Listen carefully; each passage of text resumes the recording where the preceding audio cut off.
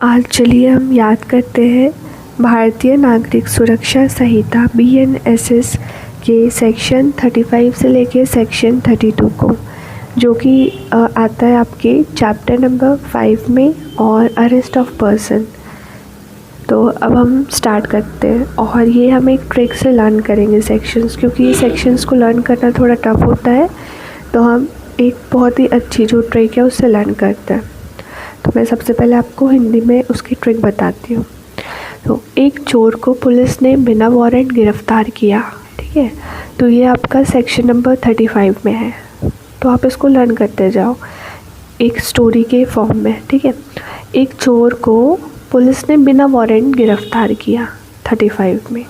फिर गिरफ्तार की पूरी प्रक्रिया अपनाई, वो है 36 में, है ना। मतलब procedure of arrest and duties of officer making arrest. तो इससे हमें ये भी याद हो गया कि उसने पूरी मतलब गिरफ्तार की पूरी प्रक्रिया अपनाई। फिर उसके बाद है और जिला नोडल अधिकारी को सूचना दी, मतलब डेजिग्नेटेड पुलिस ऑफिसर।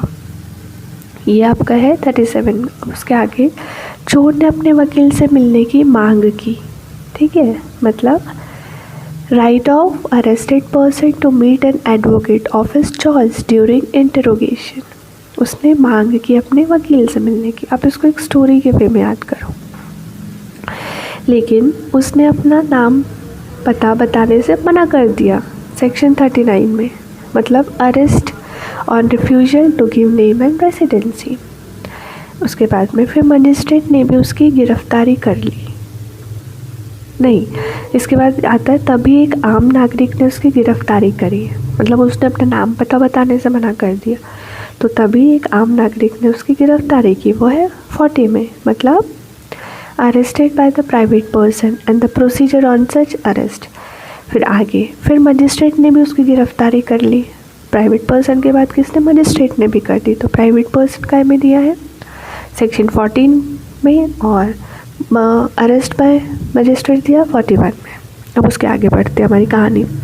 यदि वो सेना का जवान होता तो उसे विशेष सुरक्षा मिलती, ठीक है।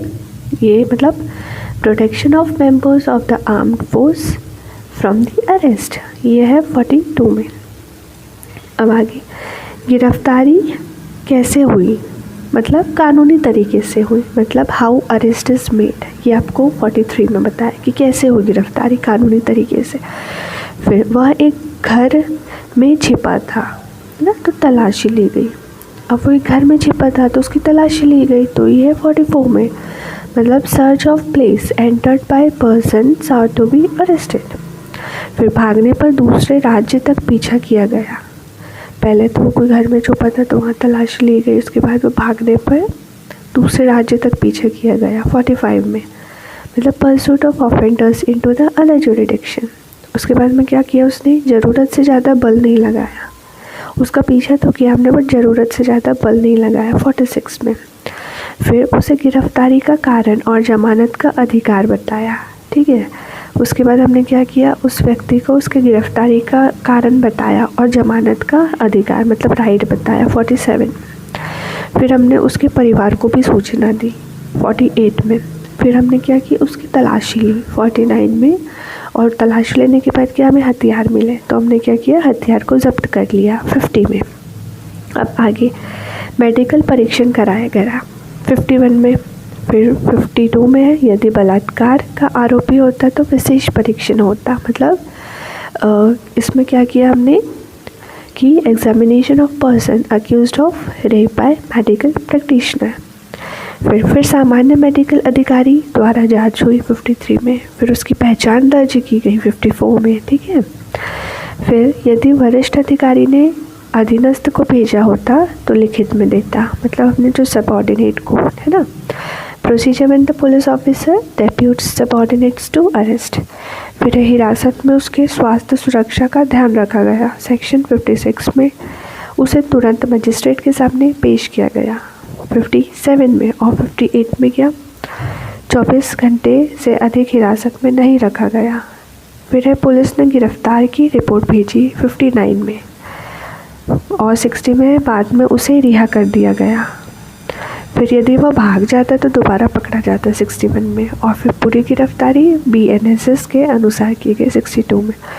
तो इसको आप जो है एक कहानी के तौर पे याद कर सकते हो, और इसे आप इंग्लिश, जो भी आपके इंग्लिश या हिंदी आपके बेयर एक्ट में एक बार सेक्शन देख लो और उससे एक बार कोरिलेट करके देख लो। बहुत ही ईजी वे में आपको याद हो जाएगा, बिकॉज ये सेक्शंस याद करना बहुत टफ होता है, बट अगर आप इन्हें एक स्टोरी के फॉर्म में याद करेंगे तो आपको पूरी एक के बाद एक क्या क्या घटना चक्र है वो आपको याद होते जाएगा।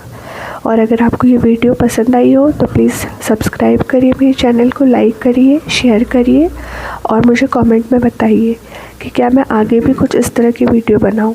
चलिए, थैंक यू।